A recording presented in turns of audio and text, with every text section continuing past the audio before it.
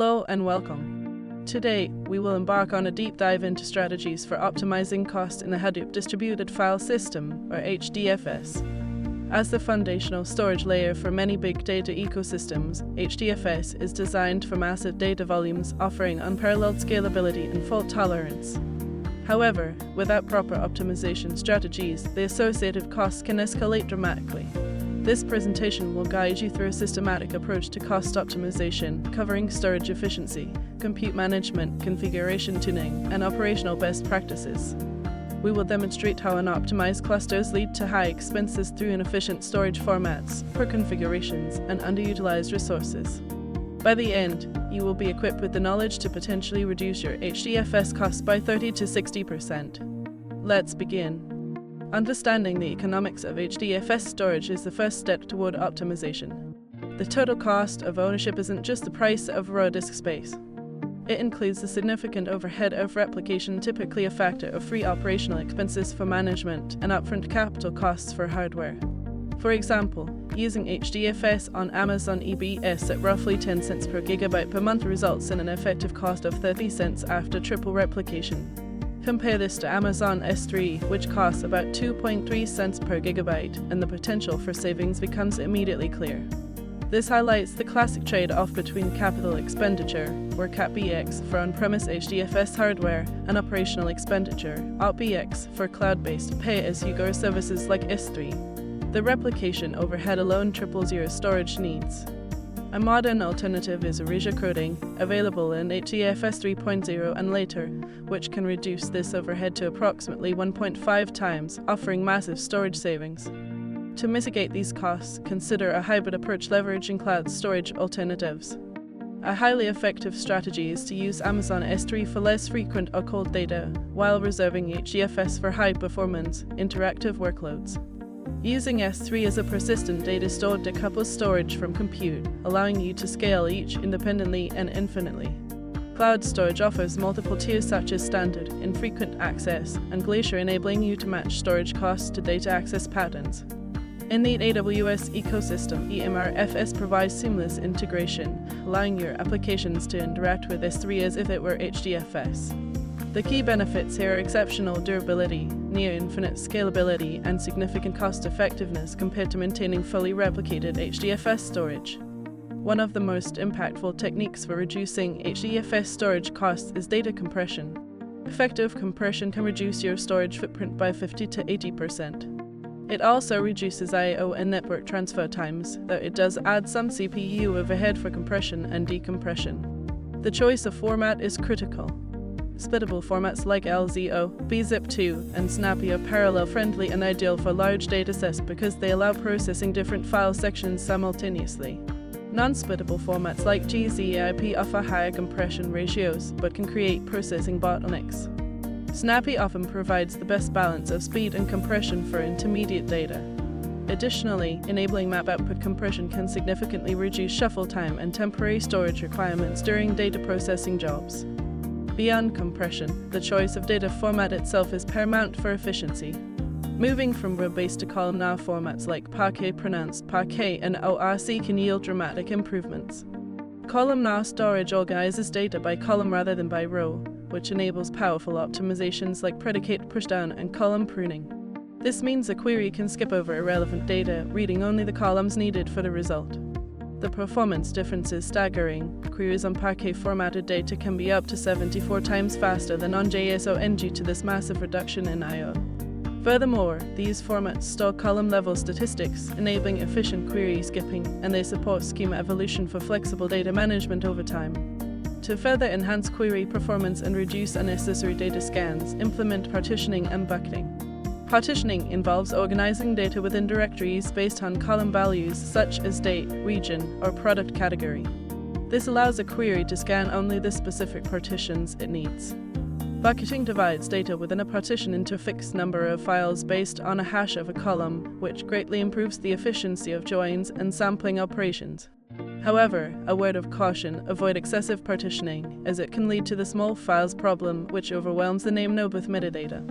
A good rule of thumb is to aim for partition sizes larger than the HDFS block size, which is typically 128 megabytes. Optimizing your storage is only half the battle. You must also right-size your compute resources. Instance selection should be highly workload specific. Master nodes like the name node require ample memory, but only moderate compute. Consider N5 or R5 instance types. Worker nodes, which do the heavy lifting, should be chosen based on the task. Compute-heavy workloads benefit from C5 instances, while memory-intensive tasks need R5s. For high IOPS workloads, storage-optimized instances like I3N or D3N are ideal. Your pricing strategy is equally important. Spot instances can be up to 90% cheaper and are best for fault-tolerant task nodes. Reserved instances offer 40 to 70% savings for stable, long-running workloads. A mixed strategy using on-demand for core services and spot for task nodes balances cost and reliability perfectly. Fine-tuning HDFS configurations can yield significant cost and performance benefits. The default block size is 128 megabytes. Using larger blocks can reduce name node metadata overhead for very large files. However, smaller blocks are better for random access patterns but increase the metadata load. The default replication factor is 3, but implementing a tiered replication strategy where less important data is replicated fewer times can save cost. For data that doesn't require high access performance, erasure coding is the superior choice, cutting storage overhead to 1.5 times and saving 50% on storage compared to triple replication. Don't forget to optimize the name node itself by increasing handler threads, considering federation for very large clusters, and ensuring high availability is configured to prevent downtime. Proactive data lifecycle management ensures you are not paying to store data you no longer need. Implement a tiered storage strategy. Keep hot, frequently accessed data on fast SSDs, warm data on cost-effective HDDs, and archive cold data to cheap object storage like S3 or Glacier. Enforce strict retention policies to automatically delete obsolete data. Regularly clean up temporary data, such as outputs in the /tmp directory, to reclaim storage. Manage snapshots by expiring old ones that are no required. Finally, address the small file problem by consolidating tiny files into larger ones or using Hadoop archive files (HR) to reduce name node strain.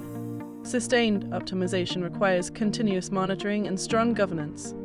Implement quota management, both namespace quotas to limit file count and space quotas to limit storage usage to prevent any single project or user from consuming excessive resources. Use automated cleanup tools and lifecycle engines to handle archiving and deletion based on predefined policies. For accountability, implement cost attribution to allocate storage and compute costs back to specific projects or teams. Key metrics to monitor include name node latency, data node IOPS, and overall cluster capacity utilization. Tools like Ambari, Cloudera Manager, and Amazon CloudWatch are essential for gaining these insights. For long-term scalability and cost management, consider these architectural patterns. Federation allows you to scale the name node horizontally by having multiple name nodes manage different namespaces, which is crucial for enormous clusters. High availability with a stand-by name node prevents costly downtime. A multi-tiered architecture that combines SSD, HDD, and object storage optimizes cost for different data access tiers. Embrace a hybrid cloud model, using HDFS alongside S3, Azure Blob Storage, or Google Cloud Storage for ultimate flexibility and savings. Finally, compute storage separation allows you to use transient clusters that spin up against your data in S3, enabling you to scale compute independently and only pay for it when you need it. Implementing these strategies should be a phased and methodical process. Start with an assessment. Analyze your current storage, data access patterns, and the primary drivers of your costs. Next, establish a foundation, implement monitoring, quotas, and basic policies.